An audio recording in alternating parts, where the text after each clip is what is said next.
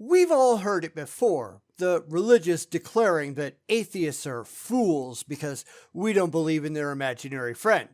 Of course, this all comes out of their big book of mythology, and why should anybody give a damn about that? Well, this time, it's even worse, because this is where they start assuming things and using examples that just don't fit. Don't worry, it'll all make sense in a minute, so stay tuned.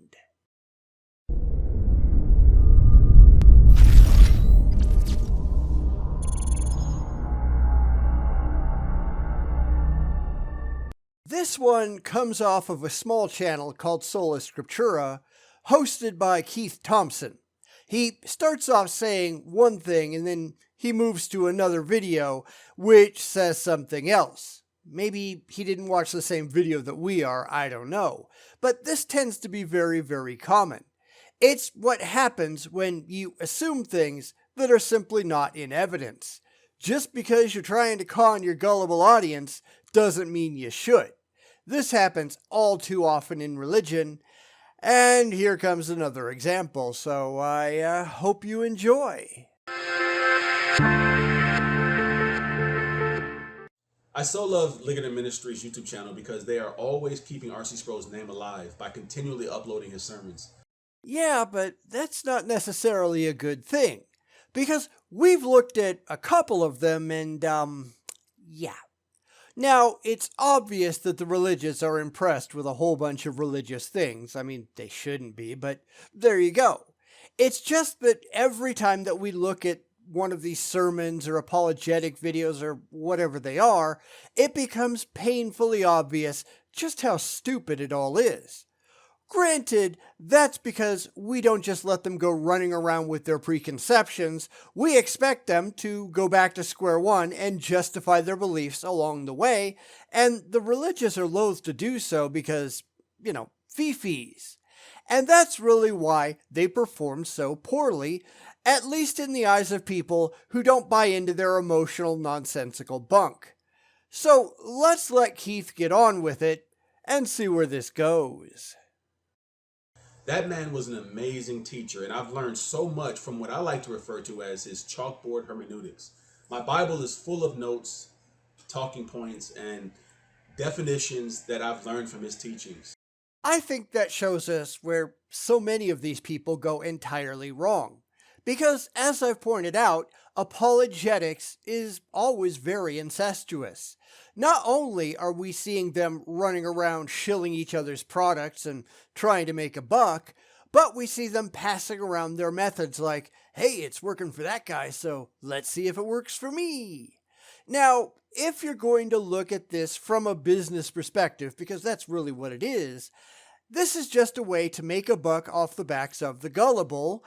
I suppose that all makes sense, to borrow from those who are actually doing well at their religious shystering, but what never happens is these people actually trying to justify the truth value of their beliefs, because they don't care what it is they have to say so long as it makes them a bundle. And that's not something they really ought to admit out loud, but if you pay attention, quite a few of them actually do. I wanted to share an excerpt from one of his sermons in which he talks about his unbelieving uncle who was dying. I'm going to go ahead and play that clip. Now, the point in making this video is to remind you that there are no true atheists. They all know. They all know. Romans 1:20, for since the creation of this world, his invisible attributes are clearly seen, being understood by the things that are made, even his eternal power and Godhead, so that they are without excuse. Without excuse. That's an absolutely terrifying thing, that on Judgment Day, everyone will be without excuse. Except that's just utter nonsense. It's just more "my book says a thing" crap. Well, who cares what your book says? I don't care what your book says until you can independently and objectively demonstrate that your book is true. And they're nowhere remotely close to proving that. But they remain very impressed with their own books and with their own beliefs, to the point there they figure that so long as they can just keep repeating the same old tired mantra over and over and over again, that's going to convince the people who think their book is absurd and their beliefs are idiotic that somehow it's all true. But it never works out that way, does it? You have to remember that ultimately, apologetics isn't about convincing the other guy. It's not about showing that the beliefs of the believers are reasonable or rational or factually true. It's about providing comfort to the believers so that they keep on believing and handing over their money, no matter how loopy their own faith actually is. It's why they're not really talking to us. It's why this guy isn't making a video and calling out for atheists to come and see it. And neither is R.C. Sproul, at least when he was alive. They go off to speak in churches in front of people who already believe because this is all just religious confirmation bias. Believers go to hear people tell them how right they are. And that's not a rational way to go through life, is it? What the scripture means about somebody dying in their sins is that it describes that person who up until the very last moment of their lives, until they pass over the line, they refuse. They absolutely refuse to submit to their Creator. Well, that's your claim at least, not that you're going to be able to back it up in any way. Now, I want to stop here for just a second and point out that this isn't how you make a credible video. You don't hold your camera up to your monitor and film the video. That's really stupid. You actually download the video off of the internet and you integrate it directly into your own video stream so that you can control sound levels, video levels, etc. Now, I wouldn't say necessarily, but we see this kind of thing all the time. This is just amateurish to an absurd level. And that doesn't mean you have to be a professional to make things on YouTube. You don't. But at least try to have some standards. There are way too many people out there in YouTube land catering to the lowest conceivable denominator, if they can ever reach that high, which unfortunately a lot of them can't.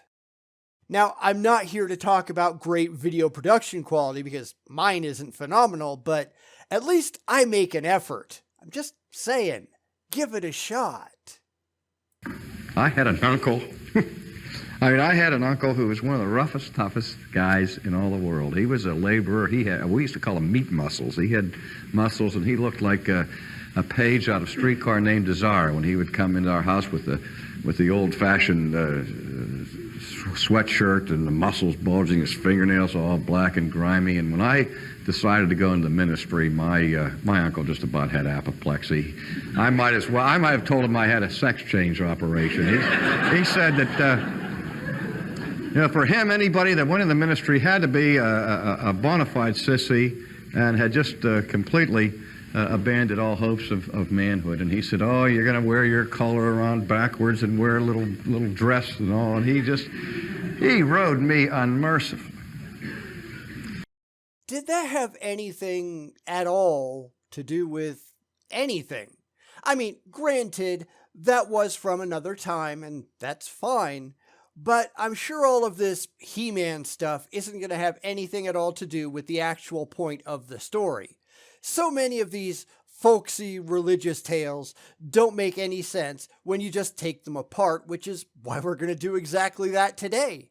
See, if I had been telling that story, and I have to just assume where he's going to go with it because I haven't seen that far yet, but if I was going to tell this story, I would have made a point up front that his uncle was an atheist and hated religion and all that. You know, this He-Man stuff is entirely irrelevant, and mocking Sproul for going into the ministry doesn't actually matter. His uncle could have been devoutly religious at this point, but that doesn't serve his story, does it? Now, maybe this is just an early version and he figured all that out down the road and changed it. I don't know. So I guess all we can do is see where this winds up. He contracted a fatal disease. And in the last days of his life, the last weeks of his life, when I would go to see him, he would still laugh and mock the things of God and my profession. See, Sproul never established that he was mocking God up front, This just comes completely out of the blue. He went out of his way to show that he was mocking Sproul in his decision, which I suppose is fine because nobody has to respect your decision if they think it's stupid. I mean, I don't have a lot of respect for con men who tell crazy stories for a buck either, but this is where he's going to change direction and make his uncle an atheist. At least that's what I figure. It's a pretty standard theist trope.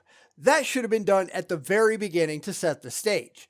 Now, I know that I'm trying to help him be a more sophisticated and successful shyster, but Sproul is dead, and he's not going to learn anything anyhow, so let's just get back to it. But I knew he loved me. I mean, that always came through all of the fooling around and so on.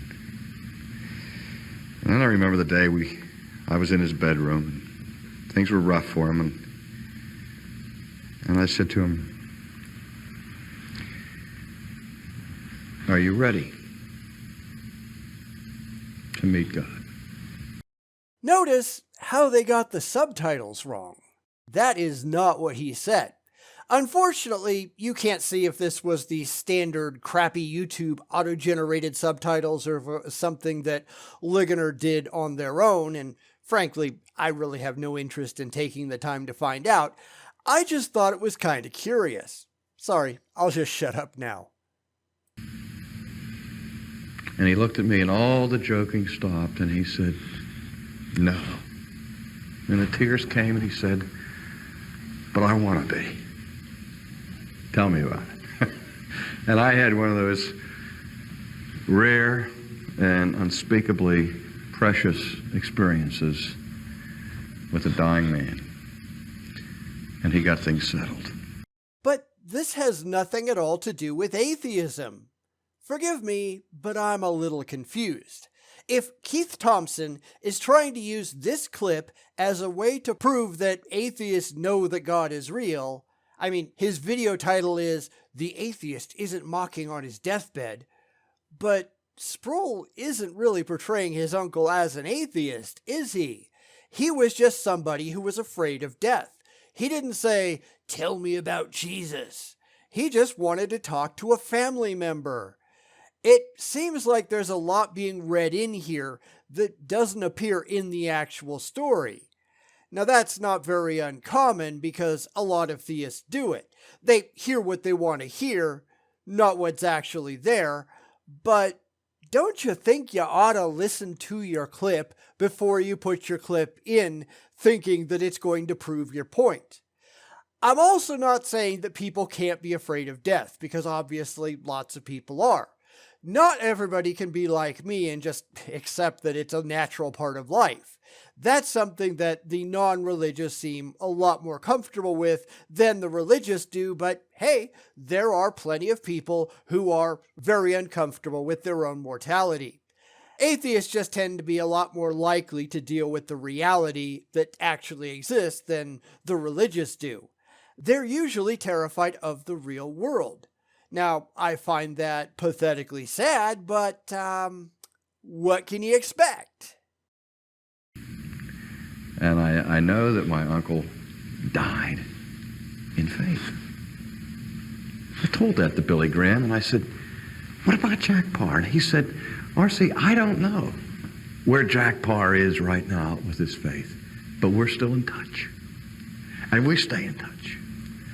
And he said, "It's my prayer that when Jack Parr's time comes, that he will die in faith." And there you go. No wrap up or anything. I guess we're talking about an amateur here, so not very surprising. Anyway, that helps to date this video because Jack Parr died in 2004, so this probably took place sometime in the 90s. Graham died in 2018, so I guess that works out too. Now, granted, it doesn't really matter. My whole point in doing this video at all was to point out just how badly the religious tend to be at paying attention. Keith Thompson tries to do something entirely different at the beginning and then says, "Here's a video by R.C. Sproul that's going to prove my point."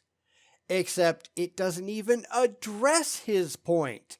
This is really, really common, especially when you're talking to a bunch of religious bobbleheads, because they don't really care what's coming out of your mouth.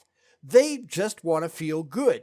It's why they're not at all concerned with honesty or accuracy, certainly not with evidence or anything having to do with truth, because they know their meal ticket just doesn't care either. So long as you say something that makes all the morons in the audience bob their heads, hey, you're golden.